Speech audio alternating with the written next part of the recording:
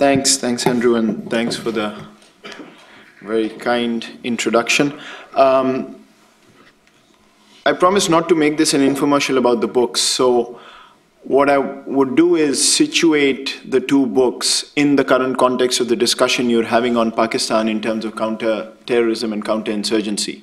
Simplistically put as, should Pakistan go in for an operation in North Waziristan against the TTP and Haqqani network, or should it continue the strategy of talks, which has got quite a bit of criticism from external observers and perhaps some internally as well. Before I begin, though, let me recognize at least one of the authors who I see in the audience, Marvin Weinbaum, who contributed a chapter in the counterterrorism book, and also share the sad news with you that one of our authors, Ambassador Khalid Mahmood, who wrote a chapter on, gave an insider's account on Pakistan's peace process with India, passed away yesterday. I just got an email yesterday night. He was the chief of staff running the Pakistani Foreign Office under Foreign Minister Khurshid Mahmood Kasuri when the peace process was ongoing. So I did want to sort of recognize him. Fairly shocking for me personally, but otherwise too. So the Pakistan counterterrorism book came out of this constant debate on what Pakistan should do, what it can do, why it's doing what it's doing, why it isn't doing what we want it to do. And as I talked to people, one thing became very clear, that everybody talked about either the military aspect of this, or talked about, well, this is a much deeper problem, you need better education, better narratives, etc.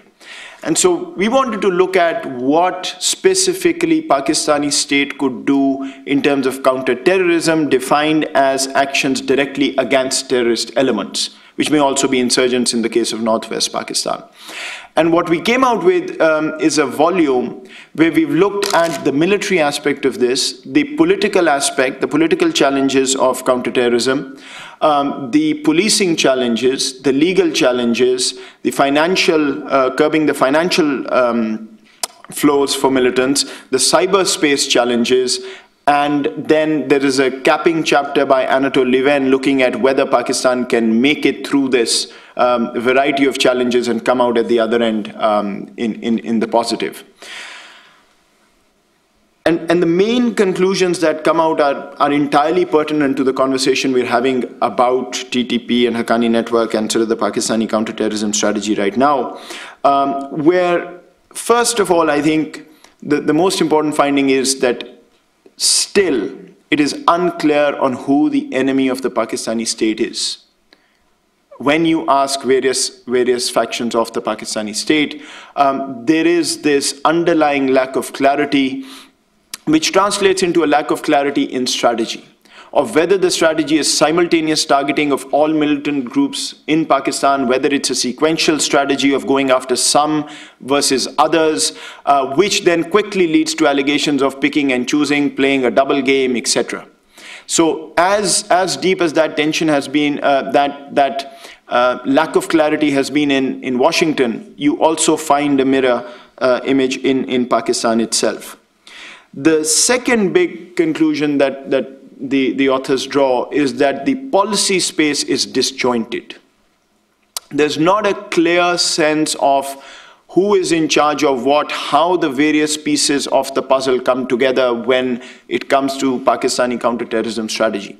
And if you've seen very recently, Pakistan has come out with a document called the National Internal Security Policy, which actually talks to a lot of things that this book covers and does try and make a fairly good effort at trying to bring together these various disparate elements of strategy into a whole to define who's going to be responsible for what.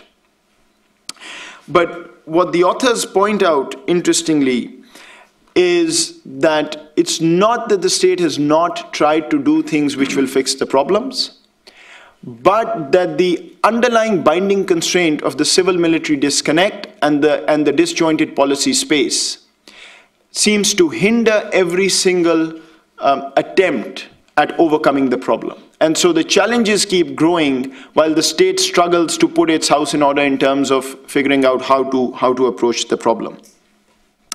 And the other constraint that's pointed out is of public opinion.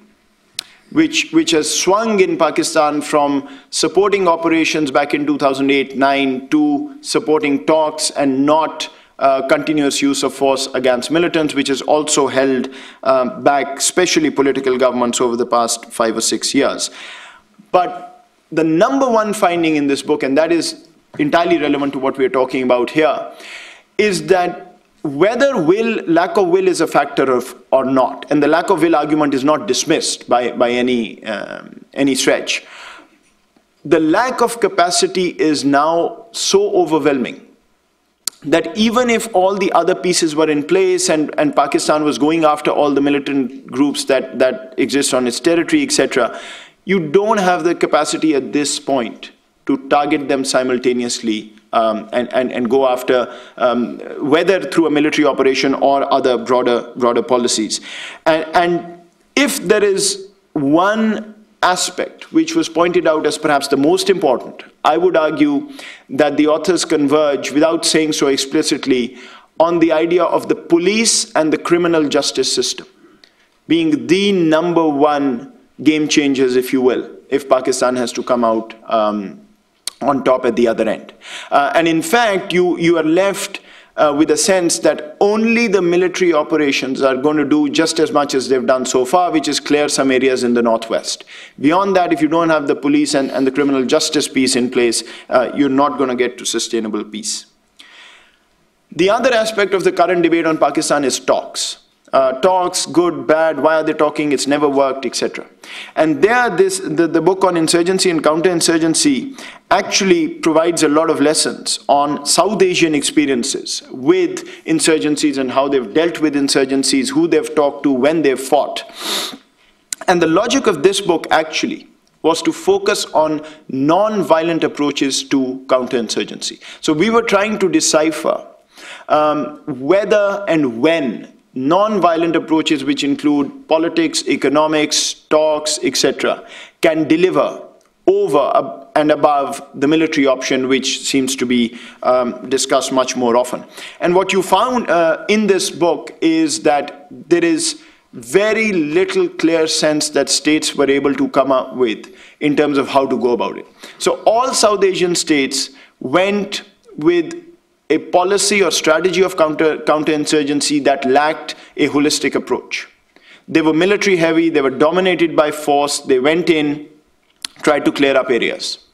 Now, all our authors criticize that approach by saying that this approach seemed to add to the popularity of the insurgents and their recruitment base rather than decrease it. At the same time, there's a very clear paradox, because virtually all authors also argue that use of force was necessary to get the situation to a point where non-violent approaches could deliver. So non-violent approaches either work at the front end before insurgencies have become violent, or at the back end of an awful lot of violence that takes place in the counterinsurgents, the states going after the insurgents, and vice versa. In terms of talks, there is not a single insurgency where talks did not take place multiple times. Whether it's in India, whether it's in Nepal, whether it's in Sri Lanka, whether it's in Pakistan, which are the 4 countries this book covers. Talks took place. Talks took place when there was fighting. Talks took place when there was ceasefire. But the record of talks seems to be fairly negative. The only places they seem to work is when the insurgents manage to break the state from within, i.e. Nepal, where the political parties side with the insurgents against the monarchy, or where India and Pakistan, which was one third-party actor and one state which was the counterinsurgent, managed to take a peace process to a point where they were close to resolving the Kashmir dispute ostensibly. But talks between the counterinsurgent and the insurgent don't seem to deliver unless you have a clear winner on the cards. And the prototype that TTP fit in Pakistan, I would argue, there is no evidence of success in talks in terms of finding a common ground between the state and groups like the TTP.